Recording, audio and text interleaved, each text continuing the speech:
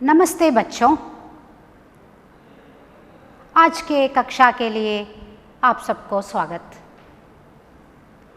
हम कल कर्नाटक संपदा यह पाठ थोड़ा सा उसके बारे में जानकारी पाए हैं, तो आज हम आगे बढ़ेंगे। कल हम कर्नाटक के प्रकृति सौंदर्य के बारे में जानकारी पाए थे।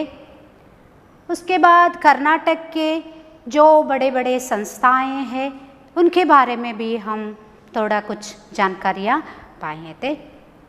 मैंने एक काम दिया था आप लोगों को, जो एक प्रश्न था उसको सीख के आने के लिए। क्या आप लोगों ने उस प्रश्न का उत्तर याद किया? हाँ, एक, हाँ, दो, हाँ, गुड। ज़्यादातर बच्चे नहीं किया है। जो भी याद किया है उनके लिए धन्यवाद। आपको सीखना पड़ेगा। परीक्षा में आने वाले प्रश्नों में यह बहुत मुख्य है, इसीलिए मैंने बताया था। ठीक है, सीख लीजिए। तो हम आज आगे बढ़ेंगे। Sir C V. Raman, sir M. Visvesvaraya, doctor C.N.R. Rao, doctor Shakuntala Devi जैसे दिग्गजों ने वैज्ञानिक तथा प्रागैगिक के क्षेत्र में नारायण मूर्ति ने अपनी महत्व उपलब्धियों से कर्नाटक को विश्व पटल पर अंकित किया है। बच्चों, संस्थाओं के बारे में हमने, बड़े बड़े संस्थाओं के बारे में हमने जानकारी हासिल किया। आज हम बड़े बड़े व्यक्ति जो हमारे कर्नाटक के नाम विश्व स्तर पर लेकर गए हैं उनके बारे में आज हम जानकारी पाएंगे। सबसे पहले sir C V. Raman ji. Sir C V. Raman, आपने उनको देखा है? सभी स्कूलों में उनके चित्रपट होता है, देखा है? हाँ, ठीक है, एक दो बच्चे देखे हैं। तो मैं उनके एक चित्रपट दिखाती हूँ। देखिए, ये हमारे सर सी.वी. रामन जी दिखाई दे रहा है ना बच्चों?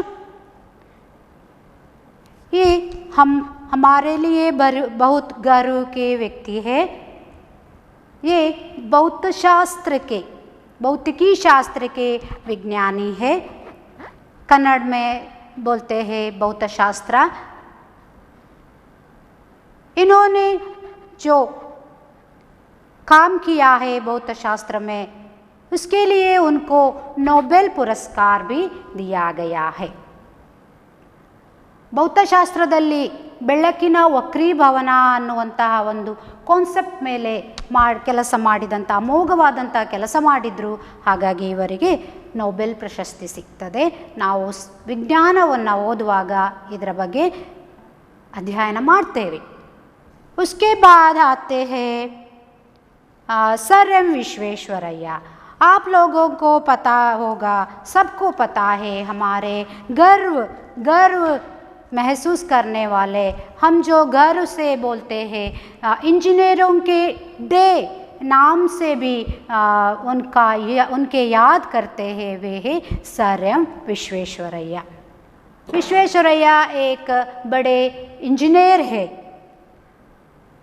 आपको पता है, आप सब जानना चाहते हैं KRS डैम, उसको बनाने में भी बहुत बड़ा योगदान है हमारे ये इंजीनियर जी का। ये भी सारे विश्व में इनका नाम प्रसिद्ध है। उनके बाद आते हैं C.N.R. राव। C.N.R. राव जी, देखिए, C.N.R. राव को आपने नहीं देखे होंगे। ये है C.N.R. राव। ये केमिस्ट्री विभाग में काम किए हैं। ये हमारे इसरो के, हमारे गर्व के इसरो, जो उपग्रहों को कृतक उपग्रहों को उड़ायन करते हैं, उसका नाम है हमारे देश के इसरो। इस इसरो के निर्देशक भी रहे हैं CNR राव। ये भी विश्व स्तर पर हमारे कर्नाटक के जो नाम प्रसिद्ध किए हैं। इनको हमारे CNR राव जी को भारत रत्न पुरस्कार करके भी सम्मानित किए हैं। उसके बाद हम बात करते हैं एक महिला की जो मानव कंप्यूटर नाम से पहचानी जाती है। ಮಾನವ ಕಂಪ್ಯೂಟರ್ ಅಂದರೆ ಕಂಪ್ಯೂಟರನ್ನು ನೀವೆಲ್ಲ ನೋಡಿರ್ಬೋದು, ಅದರ ಕೆಲಸಗಳನ್ನು ನೀವು ಅರ್ಥ ಮಾಡ್ಕೊಂಡಿರ್ಬೋದು. ನಾವು ಎಷ್ಟೋ ವಿಷಯಗಳನ್ನು ಕಂಪ್ಯೂಟರಲ್ಲಿ ಸುಲಭದಲ್ಲಿ ಮಾಡುವಂತಹದ್ದು ಕಂಪ್ಯೂಟರ್. ಆಜ್ ಕಾ ಯುಗ ಕಂಪ್ಯೂಟರ್ ಯುಗ ಅಂತ ಹೇಳ್ತೇವೆ ನಾವು. ಇವತ್ತಿನ ಯುಗ ಕಂಪ್ಯೂಟರ್ ಯುಗ ಅಂತ ಹೇಳಿ ನಾವು ಹೇಳ್ತೇವೆ. ಹಾಗಾಗಿ ಆದರೆ ನಮ್ಮ ಕರ್ನಾಟಕದಲ್ಲಿ ಒಬ್ಬ ವ್ಯಕ್ತಿ ಇದ್ದಾರೆ ಅಥವಾ ಮಹಿಳೆ ಇದ್ದಾರೆ, ಅವರು ಮಾನವ ಕಂಪ್ಯೂಟರ್ ಅನ್ನುವಂತಹ ಒಂದು ಹೆಸರನ್ನು ನಾವು ಅವರಿಗೆ ಕೊಟ್ಟಿದ್ದೇವೆ. ಅವರ ಹೆಸರು ಶ್ರೀಮತಿ ಶಕುಂತಲಾ ದೇವಿ. देखिए शकुंतला देवी कंप्यूटर के जैसे ही क्या करती है, कंप्यूटर से भी तेज़ी से जो गणित का कार्य होता है उस कार्य को वो संभाल सकती है। वो बहुत सारे विषयों को एक साथ याद भी कर सकती है। इनके होना हमारे कर्नाटक के एक महत्वपूर्ण साधना भी है। शकुंतला देवी के बारे में आपने जानकारी पा लिया। इन सारे दिग्गजों ने हमारे कर्नाटक को अपने देन से समृद्ध किया है। उसके बाद आप लोगों को पता ही होगा जो और एक व्यक्ति है कर्नाटक को विश्व स्तर पर आज भी ऊंचाई के ओर ले जाने का जो भार उठाए काम कर रहे हैं, और उनके पत्नी भी हमारे राज्य में कितना ही जो सेवाएं कर रही है। आपको पता है मैं किसके बारे में बता रही हूँ?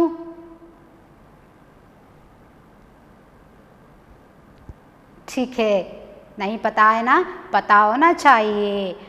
आपने इंफोसिस संस्था के बारे में जानकारी पाया है या उसके नाम सुना है? ಮಕ್ಕಳೇ, ಇನ್ಫೋಸಿಸ್ ಸಂಸ್ಥೆಯ ಬಗ್ಗೆ ನೀವೇನಾದರೂ ಹೆಸರು ಕೇಳಿದ್ದೀರಾ? ಆ ಸಂಸ್ಥೆಯ ಬಗ್ಗೆ ಕೇಳಿದ್ದೀರಾ? ಕೇಳಿದ್ದೀರಾ? ಹೆಚ್ಚಿನ ಯಾರಾದರೂ ನಿಮ್ಮಲ್ಲಿ ಇಲ್ಲಿ ಇರುವಂತಹ ವಿದ್ಯಾರ್ಥಿಗಳ ಮನೆಯಲ್ಲಿ ಯಾರಾದರೂ ಒಬ್ಬರು ಇಂಜಿನಿಯರಿಂಗ್ ಮಾಡಿದಂತಹ ವಿದ್ಯಾರ್ಥಿಗಳು ಅಣ್ಣನವರು ಅಕ್ಕನವರಿದ್ದರೆ ಅವರಲ್ಲಿ ಕೆಲಸ ठीक है, आपके बहन है ना, ठीक है। नारायण मूर्ति जो इंफोसिस संस्था के स्थापक में से एक है हमारे नारायण मूर्ति जी। देखिए आपको पता है जो टीवी में आते रहते हैं आजकल, पत्रिकाओं में आते रहते हैं, देखा है? हाँ, अब याद आया ना आप लोगों को।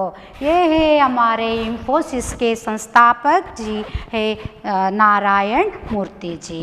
जो इनके पत्नी के बारे में मैंने बताया, सुधा मूर्ति।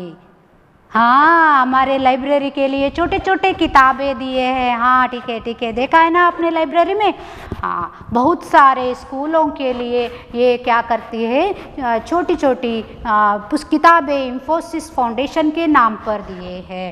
तो आपको याद आया? हाँ, तो इन लोगों ने हमारे जो कर्नाटक को अपने देन से क्या किया है, समृद्ध बनाया है,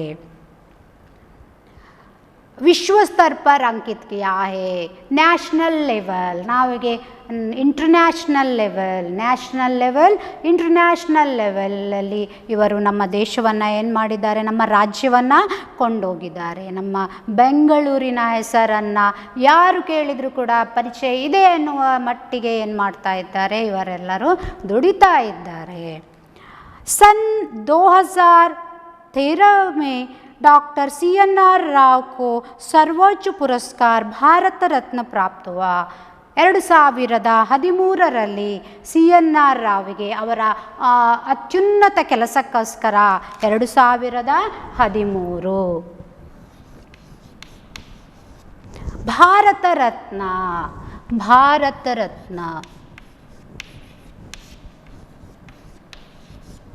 बच्चों हमारे देश में जो अत्युन्नत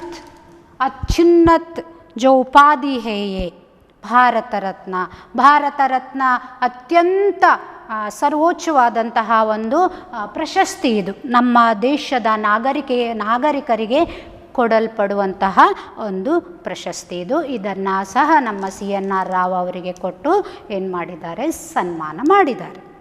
ಹಾಗೆ ಚಲೆಂಗೆ ठीक है।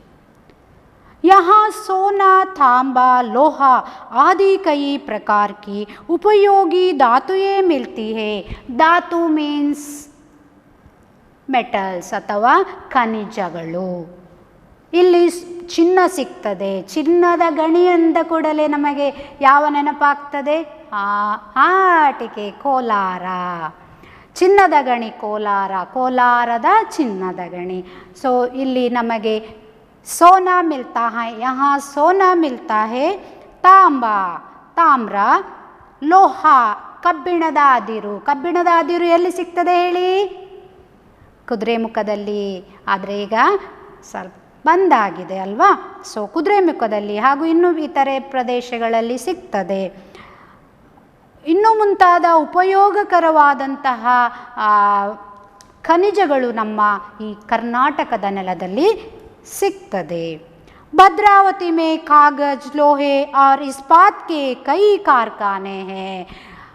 ಹಾಗೆಯೇ ನಮ್ಮ ಭದ್ರಾವತಿ, ಶಿವಮೊಗ್ಗ ಜಿಲ್ಲೆಯ ಭದ್ರಾವತಿಯಲ್ಲಿ ಕಾಗದದ ಕಾರ್ಖಾನೆ, ಲೋಹ ಕಬ್ಬಿಣದ ಕಾರ್ಖಾನೆ, ಇಸ್ಪಾತ್ ಅಂದರೆ ಸ್ಟೀಲ್ ಅಂತ ಹೇಳ್ತೇವೆ, ಅದರ ಕಾರ್ಖಾನೆ ಬಹಳ ಪ್ರಸಿದ್ಧವಾದಂತಹದು. ಕಬ್ಬಿಣ ಮತ್ತು ಉಕ್ಕಿನ ಕಾರ್ಖಾನೆ ಅಂತ ಹೇಳಿ ಕರಿತೇವೆ. ಆ ಕಾರ್ಖಾನೆಗಳು ಭದ್ರಾವತಿಯಲ್ಲಿ ನಾವು ಕಾಣ್ತೇವೆ. इसके अलावा कर्नाटक में चीनी, सीमेंट, रेशम और कागज़ उत्पादन के अनेक कारखाने हैं. ಇಷ್ಟೇ ಅಲ್ಲ ಮಕ್ಕಳೇ, ಚಿನ್ನದ ಗಣಿ ಅಲ್ಲ, ಒಂದೇ ಅಲ್ಲ, ತಾಮ್ರ, ಆಮೇಲೆ ಲೋಹ, ಕಬ್ಬಿಣ, ಅದರ ಜೊತೆಗೆ ಕಾಗದದ ಕಾರ್ಖಾನೆ ಇದೆ, ಉಕ್ಕಿನ ಕಾರ್ಖಾನೆ ಇದೆ, ಸ್ಟೀಲಿನ ಕಾರ್ಖಾನೆಯ ಜೊತೆಗೆ चीनी मीन्स आप जो चाय में डालकर पीते ना, शक्करे. चीनी का जो कारखाने हैं हमारे मंड्या में है, मंड्या के आसपास में बहुत सारे हैं और बेलगाम के आसपास में भी बहुत सारे हैं. जो ईख उगाते हैं उससे चीनी बनाते हैं, आपको पता है. ಸಿಮೆಂಟಿನ ಕಾರ್ಖಾನೆಗಳು, रेशम जो रेशम के कपड़े हम जो पहनते हैं, उसको बनाने के लिए रेशम का तैयार करना पड़ता है. उसका प्रोसेस बहुत लंबा है, कभी समय मिले तो हम उसके बारे में बताएंगे.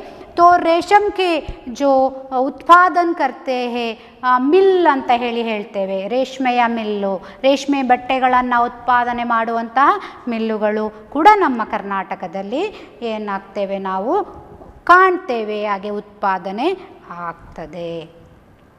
कर्नाटक में चंदन के पेड़ विपुल मात्रा में है.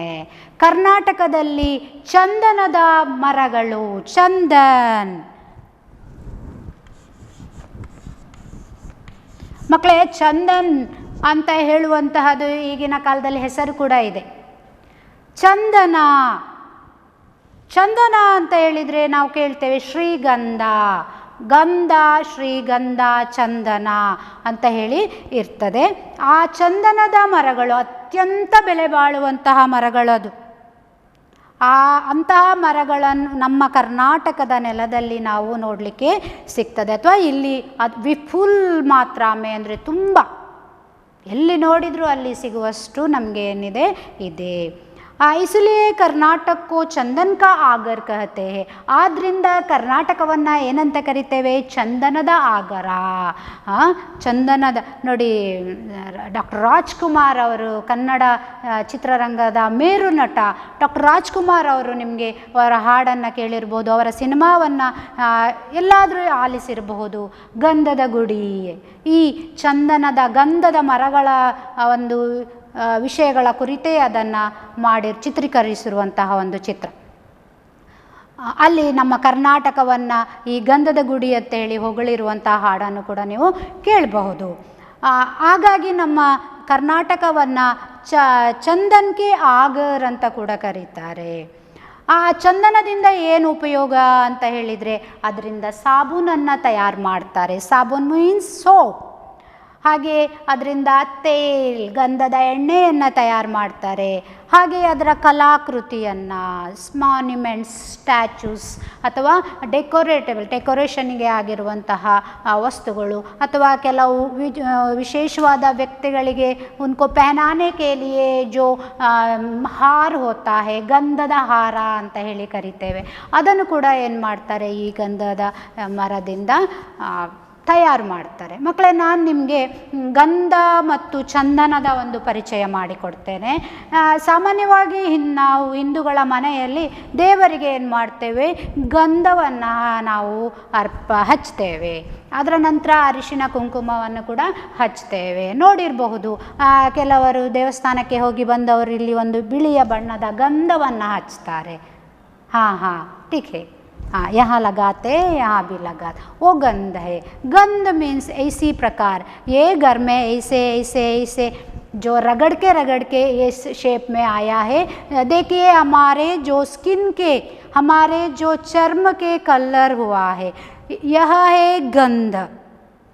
ಅಂದರೆ ಗಂಧದ ಮರ. ಸೊ ಈ ಗಂಧದ ಮರವನ್ನು ಗೌರ್ಮೆಂಟಿನ ಅಥವಾ ಅರಣ್ಯ ಪರ್ಮಿಷನ್ ಇಲ್ಲದೆ ಕಟ್ ಮಾಡಲಿಕ್ಕೆ ಸಾಧ್ಯ ಇಲ್ಲ. ಇದು ಬಹಳ ಬೆಲೆ ಬಾಳುವಂತಹದ್ದು. ಇದನ್ನು ದೇವರ ಪೂಜೆಗೆ ಅಂತ ಹೇಳಿ ಏನು ಮಾಡ್ತಾರೆ, ನಾವು ಸ್ವಲ್ಪ ಪ್ರಮಾಣದ್ದು ಕೊಂಡುಕೊಂಡು ಬಂದು ಮನೆಯಲ್ಲಿ ಇಟ್ಕೊಳ್ಬಹುದು. ಹಾಗೆಯೇ ಚಂದನ ಅಂತ ಹೇಳ್ತೇವೆ, ರಕ್ತ ಚಂದನ ಅಂತ ಕೂಡ ಬರ್ತದೆ. ಅದು ಈ ಬಣ್ಣದಲ್ಲಿ ಇರ್ತದೆ. ಇದೆರಡಕ್ಕೂ ಕೂಡ ವ್ಯತ್ಯಾಸ ಇದೆ ಮಕ್ಕಳೇ. ಇದು ಗಂಧ, ಇದು ರಕ್ತ ಚಂದ, ಕೆಂಪು ಬಣ್ಣ ಇರ್ತದೆ. ಇದು ನಮಗೆ ಬಹಳ ಉಪಯೋಗ, ಬ್ಯೂಟಿ ಅಥವಾ ನಮ್ಮ ಈ ಬ್ಯೂಟಿ ಅಂತ ಹೇಳಿದರೆ ನಮಗೆ ಮುಖಕ್ಕೆ ಬೇಕಾದಂತಹ ಕೆಲವು ಕಾಸ್ಮೆಟಿಕ್ಸ್ ಮಾಡುವಂತಹದ್ದು ಕೂಡ ಇದರಲ್ಲಿ ಉಪಯೋಗಿಸ್ತಾರೆ. ಹಾಗೆಯೇ ಇದನ್ನು ತೆಗೆದು ಸೇವನೆ ಮಾಡೋದ್ರಿಂದ ನಮಗೆ ದೇಹಕ್ಕೆ ಆದಂಥ ಉಷ್ಣಾಂಶ ಕೂಡ ಇದರಿಂದ ಕಡಿಮೆ ಆಗ್ತದೆ. ಹಾಗೆ ಈ ಒಂದು ಚಂದನದಿಂದ ಸುಂದರವಾದಂತಹ ಕಲಾಕೃತಿಯನ್ನು ಕೂಡ ತಯಾರು ಮಾಡ್ತಾರೆ. ಇದು ಕೂಡ ಈ ಗಂಧ ಮತ್ತು ಇದು ಒಂದೇ ಜಾತಿಗೆ ಸಂಬಂಧಪಟ್ಟಂತಹ ಮರಗಳು, ಆದರೆ ವಿಧಗಳು ಬೇರೆ. ಇದು ಗಂಧ, ಇದು ಚಂದನ ಅಂತ ಹೇಳಿ ಕರಿತೇವೆ. इसके बाद हम कर्नाटक के नदियाँ और जलप्रपातों के बारे में जानकारी पाएंगे.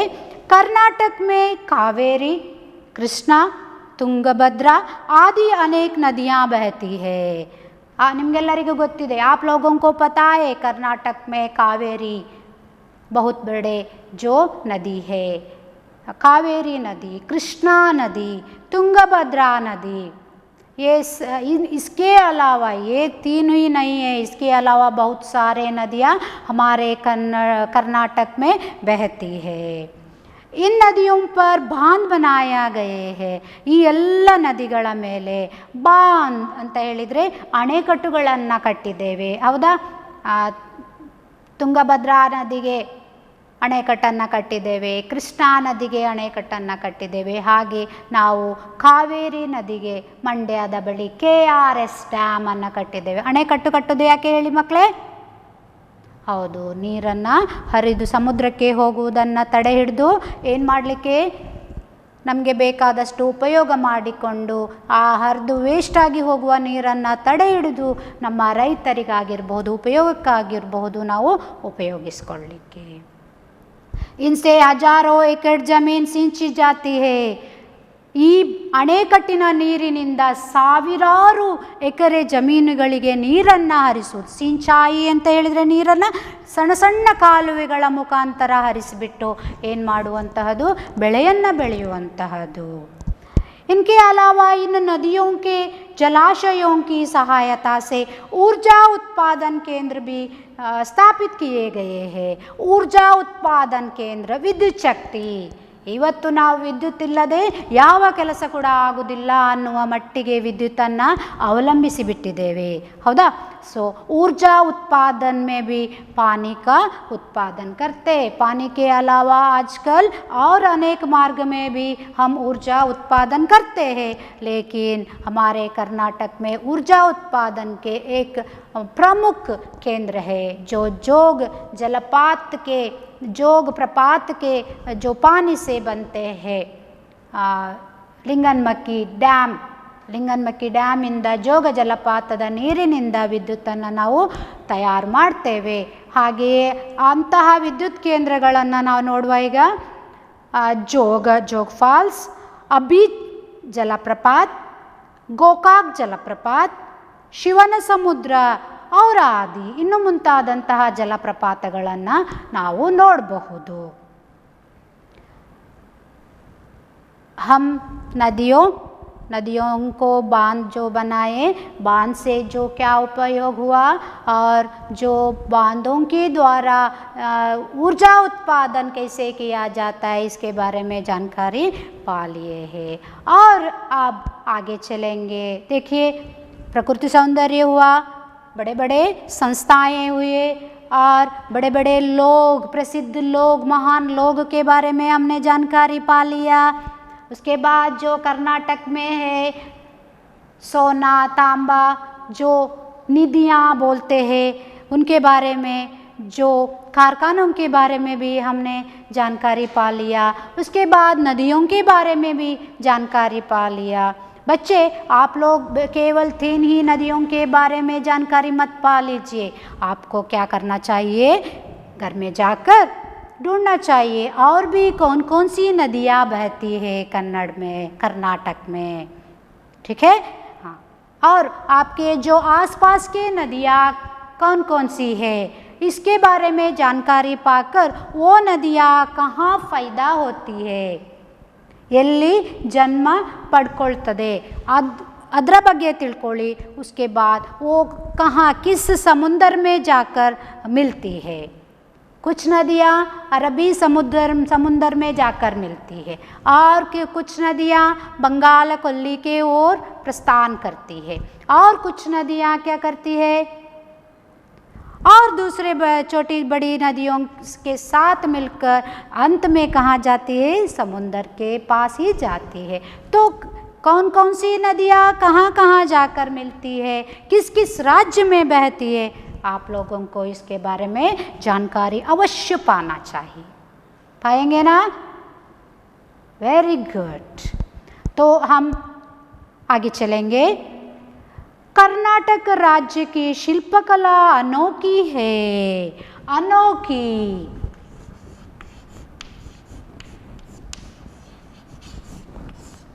अनोखी का अर्थ है अद्भुत. अनोखी का अर्थ क्या है, अद्भुत. ಕರ್ನಾಟಕದ ಶಿಲ್ಪಕಲೆ ಅದ್ಭುತ. ಅದ್ಭುತ ಅಂತ ಹೇಳಿದರೆ ನಾವು ಅದರಲ್ಲಿ ಹೇಳುವಾಗಲೇ ಗೊತ್ತಾಗ್ತದೆ ಅದು ಎಲ್ಲೂ ಇಲ್ಲದಂತಹದು ಅದ್ಭುತ. ಹೆಚ್ಚಿನವರಿಂದ ಮಾಡಲಿಕ್ಕೆ ಸಾಧ್ಯ ಆಗದೇ ಇರುವಂತಹ ಶಿಲ್ಪಕಲೆಗಳು ನಮ್ಮ ಕರ್ನಾಟಕದಲ್ಲಿ ಇದೆ. पहला पॉइंट ये अब जो मैं पढ़ने जा रही हूँ ये आपको परीक्षा में 4 अंक के लिए आने वाले प्रश्नों में से एक है जो आप आसानी से लिख के 4 पर 4 ले सकते हैं अंक, ठीक है ना. क्यों बताइए, जो अंक मिलता है इसे मैंने बताया तो क्या आप क्या करते हैं, गौर से सुनते हैं. तो पहला पॉइंट है बादामी ऐहोले पट्टदकल्लु में जो मंदिर है उनकी शिल्पकला और वास्तुकला अद्भुत है. ಮೊದಲನೇ ಪಾಯಿಂಟ್ ಬಾದಾಮಿ ಐಹೊಳೆ ಪಟ್ಟದಕಲ್ಲು ನಮ್ಮ ಉತ್ತರ ಕನ್ನಡದ ಒಂದು ಆಸ್ತಿ. ಬಾದಾಮಿ ಹೆಸರು ಕೇಳಿದ್ದೀರಾ ಅಲ್ಲ, ತಿನ್ನುವ ಬಾದಾಮಿ ಅಲ್ಲ. ಹಾಂ, ಇದು ಬಾದಾಮಿ ಚಾಲುಕ್ಯರ ಪ್ರಸಿದ್ಧವಾದಂತಹ ಒಂದು ಸ್ಥಳ ಇದು ಬಾದಾಮಿ. ಐಹೊಳೆ, ಪಟ್ಟದಕಲ್ಲು. ಹಾಂ, ಕೇಳಿದ್ದೀರಾ, ನೋಡಲಿಲ್ಲ ಅಲ್ವಾ? ಓಕೆ, ಇನ್ನು ದೊಡ್ಡವರಾದ ಮೇಲೆ ಖಂಡಿತ ಇಲ್ಲಿ ಅಲ್ಲಾದರೂ ಇನ್ನು ದೊಡ್ಡ ದೊಡ್ಡ ಕ್ಲಾಸಿಗೆ ಹೋದ್ಮೇಲೆ ನಿಮ್ಮನ್ನು ಏನು ಮಾಡ್ತಾರೆ, ಶಾಲೆಗಳಿಂದ ಅಲ್ಲಿಗೆ ಖಂಡಿತ ಪ್ರವಾಸ ಕರ್ಕೊಂಡು ಹೋಗ್ತಾರೆ. ಆಗ ನೀವು ಕಣ್ಣಾರೆ ನೋಡಿ ಏನು ಮಾಡಬಹುದು, ಆನಂದವನ್ನು ಪಡಬಹುದು. ಸೊ ಪಹला पॉइंट है बादामी ऐहोळे पट्टदकल्लू में जो मंदिर है उनकी ಶಿಲ್ಪಕಲಾ और ವಾಸ್ತುಕಲಾ ಅದ್ಭುತ है. ಅಲ್ಲಿರುವಂಥ ಮಂದಿರಗಳ ಶಿಲ್ಪಕಲೆ ಮತ್ತು ವಾಸ್ತುಕಲೆ ಬಹಳ ಅದ್ಭುತವಾದಂತಹದ್ದು. ಬಾದಾಮಿ ಐಹೊಳೆ ಪಟ್ಟದಕಲ್ಲು ಕೆ ಜೋ ಮಂದಿರ್ ಹೇ, ಟೆಂಪಲ್ ಹೇ, ದೇವಸ್ಥಾನಗಳಿದ್ದಾವಲ್ಲ, उनके ಶಿಲ್ಪಕಲಾ और वास्तुकला अनोखा अद्भुत है. पहला पॉइंट हुआ. दूसरा पॉइंट, बेलूर हलेबीडु सोमनाथपुर के मंदिर में पत्थर की जो मूर्तियाँ हैं वे सजीव लगती है. ಬಾದಾಮಿ ಐಹೊಳೆ ಪಟ್ಟದಕಲ್ಲಿಂದ ನಾವು ಇಮ್ಯಾಜಿನೇಷನ್ ಮಾಡ್ಕೊಂಡು ಬನ್ನಿ. ನಮ್ಮ ಬಸ್ ಬಂತು, ಈಗ ಎಲ್ಲಿಗೆ ಬಂತು? ಬೇಲೂರು, ಹಳೇಬೀಡು ಮತ್ತು ಸೋಮನಾಥಪುರ, ಹಾಸನ ಡಿಸ್ಟ್ರಿಕ್ಟ್ ಅಲ್ವಾ? ಅಲ್ಲಿಗೆ ಬಂದೆವು, ಪ್ರವಾಸ ಅಲ್ಲಿ ಮುಗಿಸಿ ಇಲ್ಲಿಗೆ ಬಂದೆವು. ಅಲ್ಲಿ ಬೇಲೂರಿನ ಚನ್ನಕೇಶವ ದೇವಾಲಯ ಹೆಸರು ಕೇಳಿದ್ದೀರಾ ಅಲ್ವಾ? ಹಾಂ, ಅಲ್ಲಿಯ जो मंदिर के अंदर भगवान के मूर्ति है ना, वो सजीव, सजीव मीन्स हम जैसे आप जैसे ಜೀವಂತ. ಸಜೀವ ಮೀನ್ಸ್ ಜೀವನ್. ಒಳಗೆ ದೇವಸ್ಥಾನದ ಗರ್ಭಗುಡಿಯಲ್ಲಿರುವಂತಹ ಆ ಮೂರ್ತಿ ಇದೆಯಲ್ಲ, ಜೀವಂತವಾಗಿ ಯಾರೋ ಕೂತ್ಕೊಂಡಿದ್ದಾರೇನೋ, ಯಾರೋ ಮಲಗಿದ್ದಾರೇನೋ ಅನ್ನುವಂತಹ ಸ್ಥಿತಿಯಲ್ಲಿ, ಅಂದರೆ ಹೀಗೆ ಶಯನಾಸನದಲ್ಲಿ ಇರುವಂತಹದ್ದು. ಆ ರೀತಿಯಾಗಿ ಜೀವ ಇದೆ, ಕಲ್ಲಲ್ಲ ಇದು, ಜೀವ ಇದೆ ಅನ್ನುವಂತಹ ಒಂದು ಅನುಭವವನ್ನು ನಮಗೆ ಆ ಮಂದಿರಗಳಲ್ಲಿ ಕೊಡ್ತದೆ. दूसरा पॉइंट हुआ. पहला पॉइंट और दूसरा पॉइंट, ये सुंदर मूर्तियाँ हमें रामायण, महाभारत, पुराणों की कहानियाँ सुनाती है. ಈ ಮಂದಿರಗಳು, यह मंदिर हमको रामायण और महाभारत के काल में ले जाती है. ಮಹಾಭಾರತ ಮತ್ತು ರಾಮಾಯಣ ಕಾಲದ ಕಥೆಗಳನ್ನು ಹೇಳ್ತದೆ. ಅಂದರೆ ಆ ಮಂದಿರಗಳ ಗೋಡೆಯ ಮೇಲೆ ಈ ರಾಮಾಯಣ ಮಹಾಭಾರತದ ಕಥೆಗಳನ್ನು ಕಲ್ಲಿನಲ್ಲಿ ಏನು ಮಾಡಿದ್ದಾರೆ, ಕೆತ್ತಿದ್ದಾರೆ. ಅಂತಹ ಅದ್ಭುತವಾದಂತಹ ಕೆಲಸವನ್ನು ಮಾಡಿದ್ದಾರೆ ನಮ್ಮ ಹಿಂದಿನ ರಾಜ ಮಹಾರಾಜರು ಮತ್ತು ಕುಶಲಕರ್ಮಿಗಳು. ये दूसरा पॉइंट हुआ. अब हम तीसरे पॉइंट पर जाएंगे. श्रवणबेळगोळ में 57 फुट ऊंची गोमटेश्वर की एक शिला प्रतिमा है. 57 57 57 फूट मीन्स अಡಿ. 57 ಅಡಿಯ ಏಕಶಿಲಾ ಪತ್ತರ್ ಸೆ, ಒಂದೇ ಕಲ್ಲು ಮಕ್ಕಳೇ, ಜಾಯಿಂಟ್ ಅಲ್ಲ. एक ही पत्थर से हमारे जो त्याग मूर्ति है गोमटेश्वर जी, उनके जो क्या है मूर्तियाँ स्थापित किया है. कहाँ है? श्रवणबेळगोळ में. और कहाँ कहाँ आपको यह मूर्ति दिखाई देती है? बोलिए बोलिए बोलिए बोलिए. हाँ, कार्कला में भी है और धर्मस्थला में भी गोमटेश्वर के मूर्ति है. सो एक शिला के मूर्ति, उसका लंबाई कितना है? 57 फुट, जो दुनिया को त्याग और शांति का संदेश दे रही है. जो दुनिया के लिए त्याग कैसे करना है, शांत से कैसे रहना है, इसके संदेश दे रहा है. इसके बाद हम जाएंगे और एक पॉइंट पर बीजापुर जाएंगे. श्रवणबेळगोळ से हम सीधे हमारे यात्रा को कहाँ लेके जाएंगे? बीजापुर. बीजापुर बोलते ही आप लोगों को पता है हाँ टिकट, हाँ ये तो बहुत प्रसिद्ध है। दुनिया के अजीब में एक ये भी एक है, ताजमहल के बराबर का जो स्थान है इसका, जो आप खुद जाकर वहाँ देखेंगे तो आप मानेंगे ये भी इस दुनिया के 7 अजूबों में एक होना चाहिए, ज़रूर होना चाहिए, खुद देखना चाहिए उसको, ठीक है ना। बीजापुर के गोल गुंबज की विस्परिंग गैलरी वास्तुकला का अद्वितीय दृष्टांत है। विस्परिंग गैलरी, ವಿಸ್ಪರಿಂಗ್ ಮೀನ್ಸ್ ಪಿಸುಗುಟ್ಟುವಂತಹದು. ಪಿಸುಗುಟ್ಟುವುದು ಮಕ್ಕಳೇ ಅವೆಲ್ಲ ನಾವು ಮಾಡಿದ್ದೇವೆ, ನೀವು ಮಾಡ್ತೀರಾ ಅಲ್ವಾ? ಪಿಸುಗುಟ್ಟುದಂದ್ರೆ ಏನು? ಯಾರಿಗೆ ಕೇಳಬಾರ್ದು, ಕಿಸಿ ಕೋ ಸುನಾಯಿ ನಾದೆ. ನಮ್ಮ ಬಿಜಾಪುರದ ಈ ಗೋಲ್ ಗುಂಬಜ್ ಇದೆ ಅಲ್ಲ, ಇಲ್ಲಿ ಅಂತಹ ಗೋಡೆಗಳಿದ್ದಾವೆ, 4 ಗೋಡೆಗಳಿದ್ದಾವೆ ಮಕ್ಕಳೇ.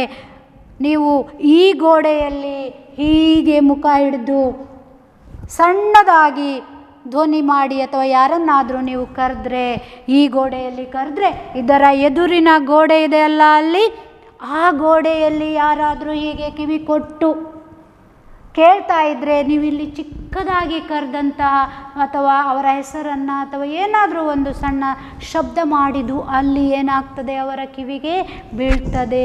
ಇದನ್ನು ಪಿಸುಗುಟ್ಟುವ ಗೋಡೆಗಳು ಅಂತ ಹೇಳಿ ಕೂಡ ಕರೀತಾರೆ. ಯಾವ ಕನೆಕ್ಷನ್ ಇಲ್ಲ, ಮಧ್ಯದಲ್ಲಿ ಹೀಗೆ ಓಪನ್ ಪ್ಲೇಸ್. ಆ ಗೋಡೆಯಲ್ಲಿ ಪಿಸುಗುಟ್ಟಿದ್ರೆ ಈ ಗೋಡೆಗೆ ಕೇಳ್ತದೆ ಮಕ್ಕಳೇ. ಎಂತಹ ಅದ್ಭುತ ನೋಡಿ, ವಯರ್ ಇಲ್ಲ, ಕನೆಕ್ಷನ್ ಇಲ್ಲ, ಈಗಿನ ಹಾಗೆ ಯಾವ ನೆಟ್ವರ್ಕ್ ಕೂಡ ಇಲ್ಲ ಅಲ್ಲಿ. ಆಗಿನ ಕಾಲದ ಬುದ್ಧಿವತ್ತಿಕೆಯ ನೆಟ್ವರ್ಕ್ ಮಾತ್ರ ಇರುವಂಥದ್ದು. ವಿಸ್ಪರಿಂಗ್ ಗ್ಯಾಲರಿ, ವಿಸ್ಪರಿಂಗ್ ಗ್ಯಾಲರಿ ಅದ್ವಿತೀಯ ದುಷ್ಟಾಂತ ಉದಾಹರಣೆ ಮಕ್ಕಳೇ. ಅರ್ಥ ಆಯ್ತಾ? ನಮ್ಮ ಕರ್ನಾಟಕದ ವೈಭವದ ಕಿರೀಟದ ಇದೊಂದು ಅತ್ಯುನ್ನತ ಬೆಲೆ ಬಾಳುವ ಮಣಿ ಅಂತ ಕೂಡ ನಾವು ಹೇಳ್ಬೋದು. ಸೊ ಬಿಜಾಪುರದಿಂದ ನಮ್ಮ ಯಾತ್ರೆ ಈಗ ಎಲ್ಲಿಗೆ ಬರ್ತೇವೆ ನಾವು? ಮೈಸೂರಿಗೆ ಬಂದೆವು ಮಕ್ಕಳೇ. ಯಾವ ಮಕ್ಕಳನ್ನು ಕೂಡ ಪ್ರವಾಸಕ್ಕೆ ಹೋಗುವ ಅಂತ ಹೇಳಿದರೆ ನಾವೇನು ಮಾಡ್ತೇವೆ? ಫಸ್ಟ್ ಎಲ್ಲಿ ಹೋಗುವ ಹೇಳ್ತೇವೆ? ಮೈಸೂರಿಗೆ ಹೋಗುವ. ಎಲ್ಲರೂ ಮೈಸೂರು ಟೀಚರ್, ಮೈಸೂರು. ಸೊ ನಾವೀಗ ಎಲ್ಲಿಗೆ ಬರುವ? ಮೈಸೂರಿಗೆ ಬರುವ. मैसूर का राजमहल कर्नाटक के वैभव का प्रतीक है. मैसूर में जो राजा के महल है, राजमहल, वह कर्नाटक के वैभव का प्रतीक है. ಅದನ್ನೊಂದು ನೋಡಿದರೆ ಸಾಕು ಮಕ್ಕಳೇ, ಕರ್ನಾಟಕ ಎಷ್ಟು ಸಮೃದ್ಧವಾಗಿದೆ ಅನ್ನೋದನ್ನು ನಾವೇನು ಮಾಡಬಹುದು? ಅಂದಾಜು ಮಾಡಬಹುದು. वही मैसूर में ಪ್ರಾಚೀನ ಸೆಂಟ್ ಫಿಲೋಮಿನಾ ಚರ್ಚ್, ಹಾಗೆಯೇ ಅಲ್ಲಿ ಮೈಸೂರಲ್ಲಿ ಪ್ರಾಚೀನ ಸೆಂಟ್ ಫಿಲೋಮಿನಾ ಚರ್ಚ್ ಕೂಡ ಅದ್ಭುತವಾದಂತಹ ಒಂದು ಸ್ಮಾರಕ ಅಂತ ಹೇಳಿ ನಾವು ಕರೀಬಹುದು. ಜಗನ್ಮೋಹನ ರಾಜ್ಮಹಲ್, ಹಾಗೆಯೇ ಜಗನ್ಮೋಹನ ರಾಜ್ಮಹಲ್ ಈಗ ಅಲ್ಲಿ ವಸ್ತು ಸಂಗ್ರಹಾಲಯ ಆಗಿದೆ, ಆರ್ಟ್ ಗ್ಯಾಲರಿ ಅಂತ ಕೂಡ ಕರಿತೇವೆ. ಪುರಾತತ್ವ ವಸ್ತು ಸಂಗ್ರಹಾಲಯ ಅತ್ಯಂತ ಆಕರ್ಷಣೀಯ ಹೇ. ಪ್ರಾಚೀನ ವಸ್ತು ಸಂಗ್ರಹಾಲಯ ನಮ್ಮನ್ನು ಏನು ಮಾಡ್ತದೆ? ಬಹಳ ಆಕರ್ಷಿಸ್ತದೆ, ನಮ್ಮನ್ನು ಏನು ಮಾಡ್ತದೆ? ಮೋಹಗೊಳಿಸ್ತದೆ, ಮನಮೋಹಗೊಳಿಸ್ತದೆ. ಬಚ್ಚೋ ये 4 या 7 पॉइंट आपने लिखा तो आपके लिए 4 अंक क्या है? गारंटी है. तो आप कल जो आएंगे कक्षा में आप लोगों को क्या करना पड़ेगा? ये प्रश्न का उत्तर अवश्य सीख कर आना पड़ेगा, ठीक है ना? आप सीखो, पॉइंट वाइज सीखो तो बहुत याद रखने के लिए आपको बहुत सहायता मिलती है. आज के कक्षा में यही समाप्त करते हूँ. धन्यवाद छात्रों.